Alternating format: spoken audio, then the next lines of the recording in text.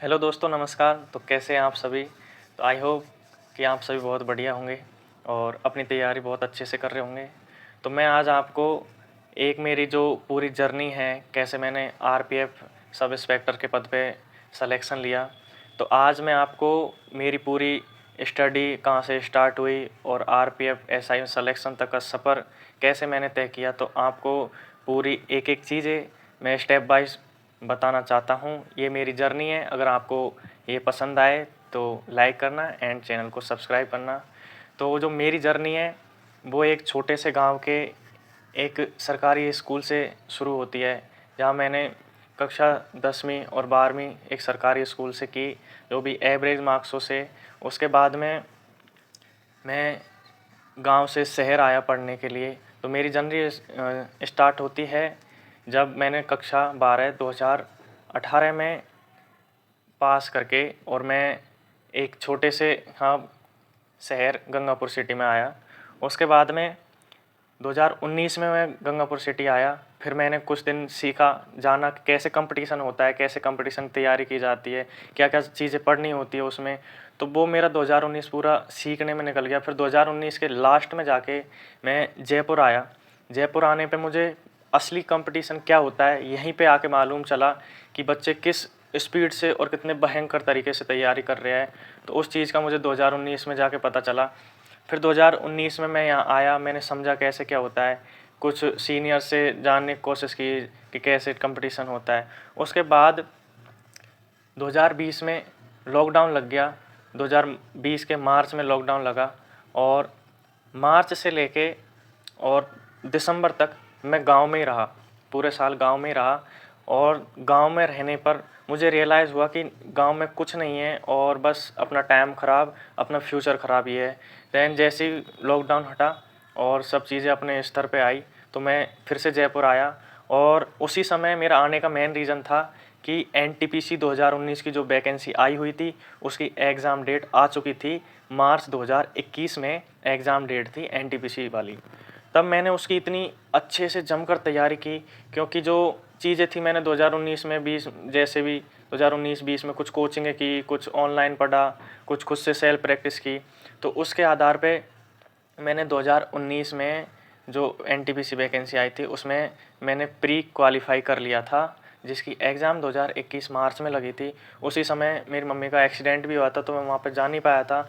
मेरा बहुत मन किया था जाने का कि मम्मी को एक बार देख के आऊँ कि क्या हुआ है घर पे ऐसा। तो लेकिन मैं जा नहीं पाया। बहुत ही क्रिटिकल चीज़ें थी, मैं उस दौर से गुज़र रहा था उस टाइम पे। मेरी मानसिक जो स्थिति वो ऐसी थी कि नहीं, घर पे जाना है। नहीं, फिर मुझे ऐसा भी लगा कि घर की परिस्थिति को देख के हुए कि चलो कोई ना, पहले एग्ज़ाम देते हैं। फिर जैसे ही एग्ज़ाम लगी मेरी 3 मार्च को 2021 में एनटीपीसी की, मैं तुरंत दूसरे दिन ही घर पे गया। ये हुआ। उसके बाद में धीरे धीरे मैं आगे तैयारी करता रहा जयपुर में रह के। 2021 से कंटिन्यू तैयारी करता रहा, सीखता रहा कैसे चीज़ें चलती है, एक एक स्टेप।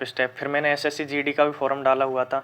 एसएससी जीडी जो 2021 वाली वैकेंसी थी या 20 वाली थी, आई नो कन्फर्म नहीं है, वो उस वैकेंसी में मेरा प्री निकला। देन फिर मैं उसकी फिज़िकल देने गया। तो फिज़िकल की मैंने उस टाइम पर तैयारी नहीं की थी, क्योंकि मैं एनटीपीसी मेंस के लिए तैयारी कर रहा था, क्योंकि उसका रिज़ल्ट आ चुका था। एनटीपीसी प्री मेरा क्वालिफाई हो गया था। उसके बाद में मैं तैयारी नहीं की थी, मैं वैसे ही देने चला गया और फिर वो मेरा फिज़िकल क्वालिफाई नहीं हुआ था। और मैं उसका दुख भी नहीं कर रहा था उस टाइम पे। चलो कोई बात नहीं, एनटीपीसी है अपने पास में, एनटीपीसी की ही तैयारी करते हैं। एंड एनटीपीसी की तैयारी करता रहा। फिर मेंस आया 2022 में, अगस्त सितंबर में मेंस दिया। मेंस के बाद मेंस भी क्वालिफाई हुआ मेरा एनटीपीसी का। और जो मैं आपको बता दूं, जो एनटीपीसी था मेरा अंडर ग्रेजुएट वाला था, क्योंकि मेरी उस टाइम ग्रेजुएशन नहीं हुई थी। मेरी ग्रेजुएशन सेकेंड ईयर चल रही थी 21-22 में। तो मेरा मेंस भी क्वालिफाई हुआ। उसके बाद में फिर टाइपिंग हुआ। टाइपिंग में एक्चुअली मेरी उस टाइम पे स्पीड नहीं आई थी और मैं हाइपर हो गया था उस टाइम पे। मेरे हाथ कँपने लग गए थे और मुझे समझ नहीं आ रहा था क्या करूँ। तो फिर मेरी उसमें टाइपिंग ख़राब हो गई।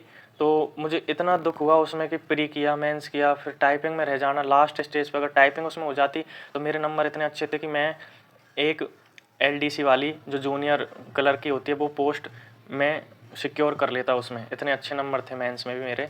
दैन उसके बाद में चलो मैंने कैसे भी अपने आप को समझाया। फिर रेलवे में ही ग्रुप डी की वैकेंसी आई थी। ग्रुप डी 2019 की, तो मैंने उसका फॉर्म डाला था। तो फिर उसकी परीक्षा लगी 23 में, शुरुआत में 2023 के शुरुआत में उसकी परीक्षा लगी। तो फिर मैंने उसको पेपर दिया, तो उसका भी बढ़िया पेपर गया था, मेरा अच्छा गया था और मतलब एवरेज से अच्छे मार्क्स थे। फिर उसके बाद मेरा शॉर्ट लिस्ट हुआ, मैं फिजिकल देने गया। फिजिकल देने के बाद में फिजिकल क्वालिफाई किया मैंने एसएससी जीडी का। देन फाइनल मेरिट लिस्ट आई थी, तो उसमें मैं 2 नंबरों से मेरा एसएससी जो रेलवे है उसमें नहीं हुआ, रेलवे ग्रुप डी में। तो उसका मुझे बहुत दुख था, क्योंकि उस टाइम पे जैसी कंडीशन थी उसी हिसाब से मैं चीज़ों को सही करना चाह रहा था, लेकिन नहीं हो पाया।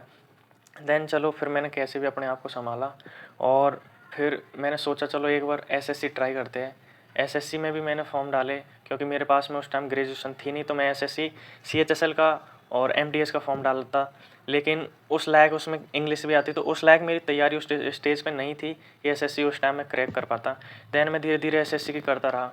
फिर एसएससी जीडी 2022 या 23 वाली 2023 वाली जो वैकेंसी थी वो मैंने दी। उसमें मेरे अच्छे मार्क्स थे, एवरेज मार्क्स थे एक्चुअली।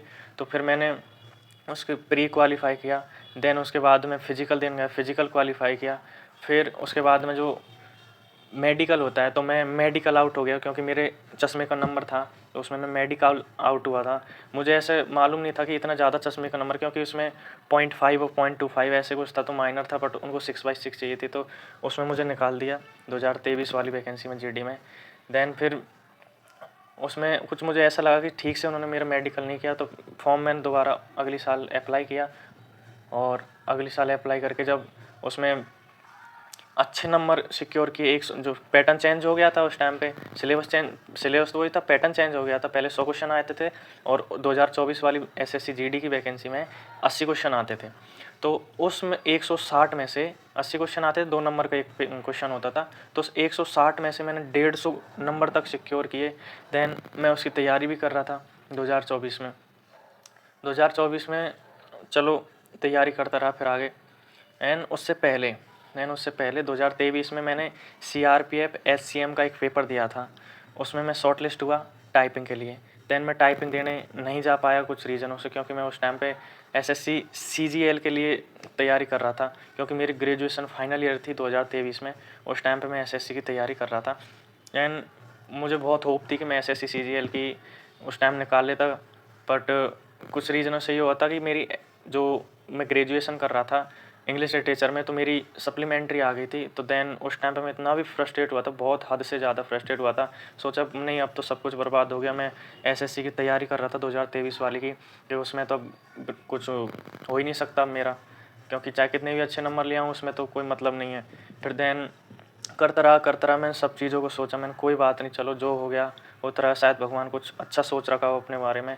और चीज़ें धीरे धीरे परेशानी भी आई, कुछ ऐसे फेजेस आए कि घर वाले इकोनॉमिकली प्रॉब्लम थी, फाइनेंशियली इतने कैपेबल नहीं थे कि सब कुछ अच्छे से कर सके। फिर भी हमारे पापा जी ने बहुत कुछ किया हमारे लिए। हम मेरे और भी छोटे बहन भाई हैं, उनको भी पढ़ा रहे थे, मुझे भी पढ़ा रहे थे, तो कुछ दिक्कतें आ रही थी, बट धीरे धीरे मैनेज करते रहे। सभी पूरी फैमिली सपोर्टिव थी, तो चाचा जी वगैरह, मेरे दोस्त भी है, उन्होंने भी बहुत सपोर्ट किया। एंड धीरे धीरे चीज़ें चलती रही।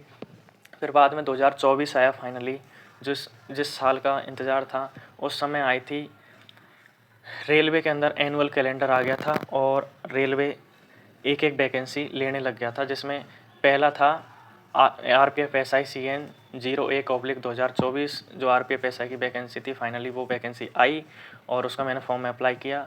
दैन मैं एसएससी की तैयारी और रेलवे की तैयारी एक साथ में लेके चल रहा था, कि जिसमें हो उसमें अच्छा है वही ज्वाइन पहले कर लेंगे। एंड धीरे धीरे चीज़ें चली एंड मैं एसएससी की प्रॉपर करने लग गया था। एसएससी में मैंने सीएचएसएल दिया, सीजीएल दिया, सीपीओ दिया, तो मेरे तीनों ही एग्ज़ाम क्लियर हुए। एसएससी में मैंने सीजीएल प्री निकाला, सीएचएसएल प्री निकाला, सीपीओ प्री निकाला और एसएससी जीडी भी निकाला उसी टाइम पे 2024 में। दैन एसएससी सीजीएल में मैंने मेंस भी लिखा। मेंस के बाद में मेरा फाइनल सिलेक्शन उसमें नहीं हुआ, तो मैं दुख हुआ उस टाइम पे, बट सोचा नहीं कोई बात नहीं, सीएचएसएल है, सीएचएसएल दिया। लेकिन सीएचएसएल के टाइम पे क्या है, मुझे डेंगू हो गया था। तो डेंगू होने पे मेरी कंडीशन ऐसी थी, 1 महीने में पूरा बेड रेस्ट पर रहा था। अक्टूबर के टाइम पे बेड रेस्ट रहा था। उस टाइम पे मेरा जो सीपीओ का फिज़िकल भी था, और देन उसी टाइम पे जीडी का भी फिजिकल था, तो मैं सीपी और जीडी दोनों को फिजिकल नहीं दे पाया। तो मैं बहुत ही ज़्यादा फ्रस्ट्रेट था, मतलब इतनी स्टेज क्लियर की, मतलब इतनी अच्छी तैयारी की, लेकिन उसके बावजूद भी पता नहीं किस्मत में क्या ही लिखा था। उस टाइम समझ से कुछ बाहर था, सोचने की क्षमता भी नहीं थी इतनी। फिर मैंने पूरा फोकस सीजीएल पे लगा दिया, एंड सीजीएल पे लगाया पूरा फोकस, सीजीएल की अच्छे से तैयारी की, मेंस दिया।